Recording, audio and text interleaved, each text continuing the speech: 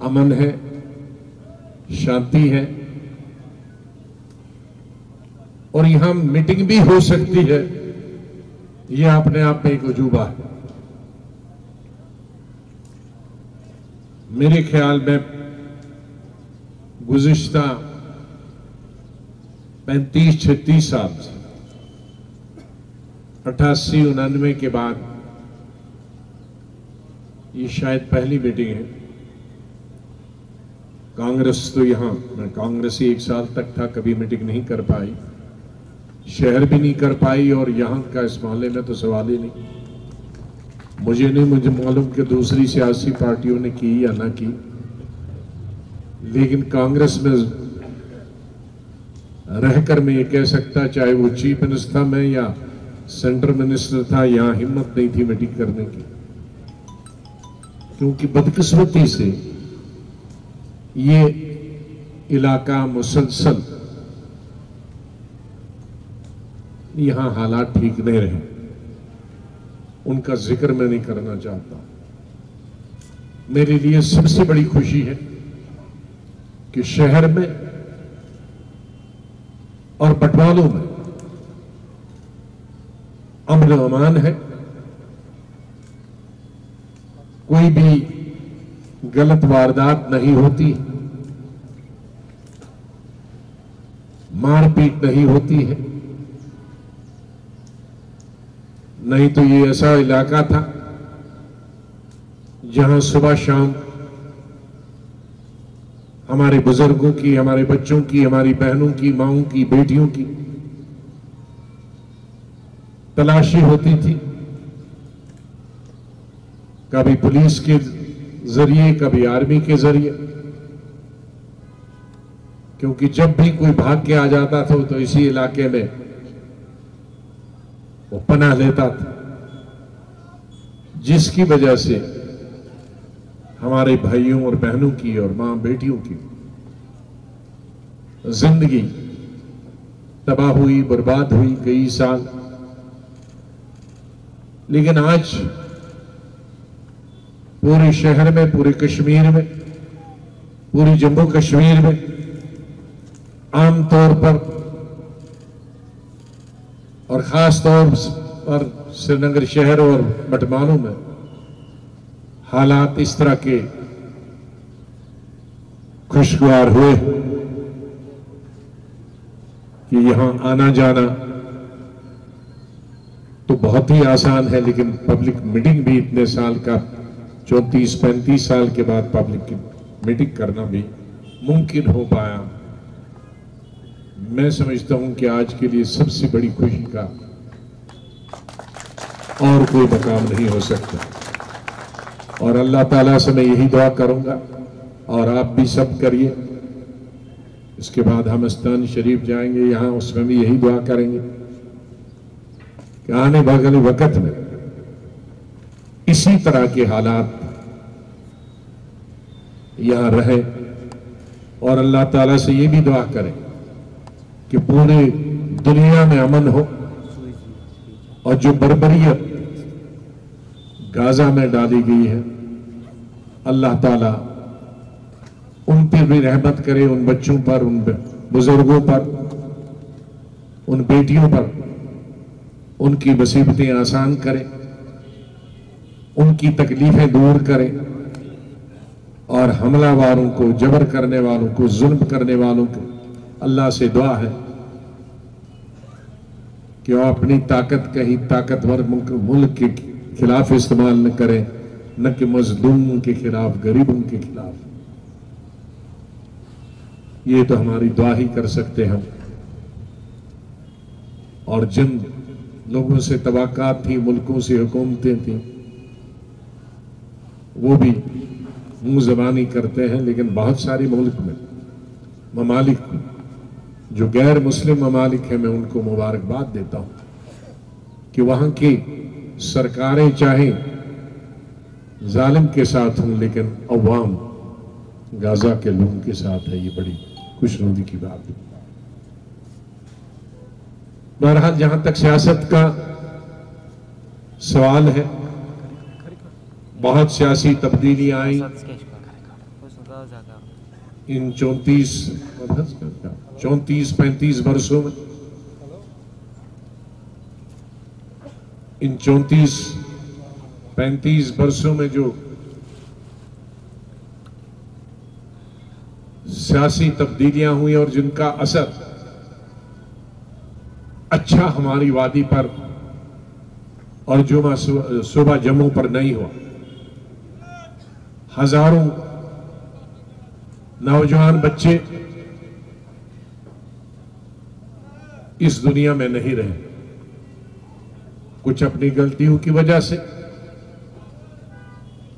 कुछ इसमें cross firing में, लेकिन कुल मिलाकर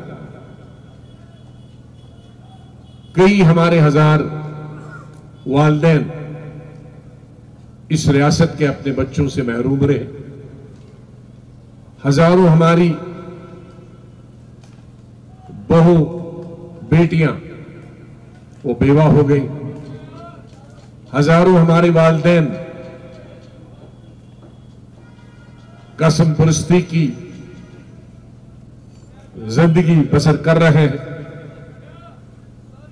जिन बच्चों पर उन्हें भरोसा था कि बच्चे बढ़ के मां बाप की खिदमत करेंगे, बच्चे बड़े होकर अपनी बहनों की शादियां करेंगे, लेकिन उनके वो ख्वाब शर्मिंदा ताबीर न हो पाए,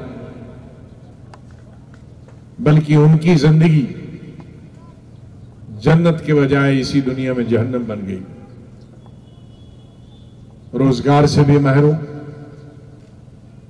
बच्चों से भी महरूम। अल्लाह न करे कि दोबारा यहां रियासत में असेंबली के इलेक्शन नहीं हो रहे। जो आखिरी असेंबली का इलेक्शन है उसे 9 साल हो गए, और मेरे ख्याल में जम्मू कश्मीर की तारीख में 75 साल में ये शायद पहली दफा है कि इतने लंबे अरसे तक रियासत में कभी इलेक्शन नहीं हुए। जिन दिनों जम्मू कश्मीर में हालात खराब थे, खूनरेजी थी,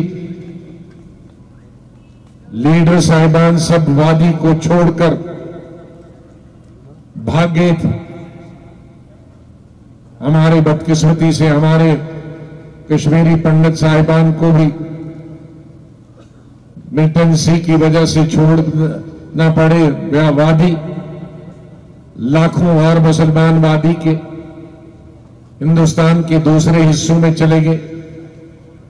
उस वक्त भी शायद 6 या 7 साल के बाद इलेक्शन हुए थे, लेकिन आज नॉर्मल हालात इससे ज्यादा कभी नॉर्मल पिछले 30-35 सालों में कभी नहीं थे।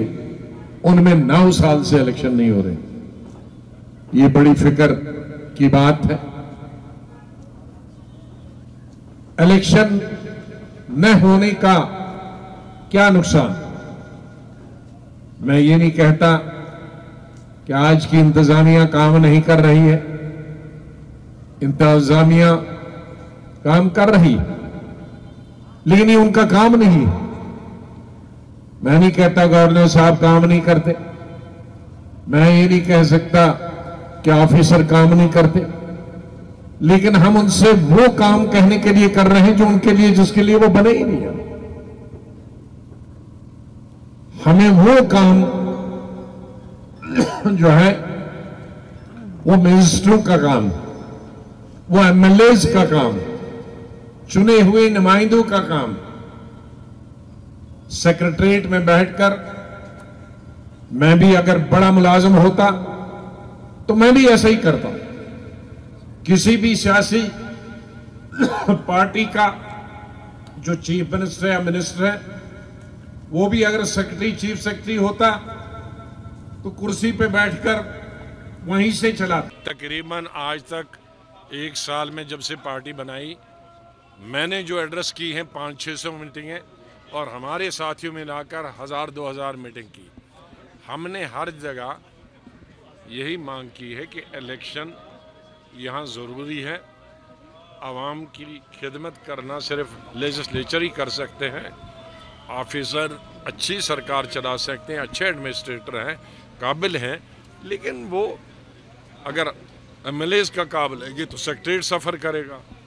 तो इसलिए वो अगर काम करें और एमएलएज के इलेक्शन होने चाहिए, बाकी क्या है।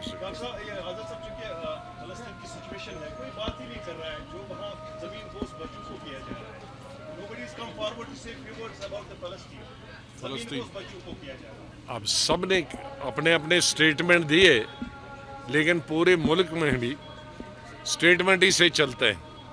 लेकिन जो बड़े मुल्क हैं बदकिस्मती से, जो अमन अमान कायम करने के लिए वो जब खुद ही मुलाविस हो जाएंगे तो फिर कौन अमन करेगा। क्या ये जंग ज़्यादा छिड़ सकती है जो गाजा की सिचुएशन है अभी? क्या ये जंग ज़्यादा छिड़ सकती है जो गाजा की सिचुएशन है अभी? ज़्यादा वहाँ के हो रहे हैं फ़लस्तीन में।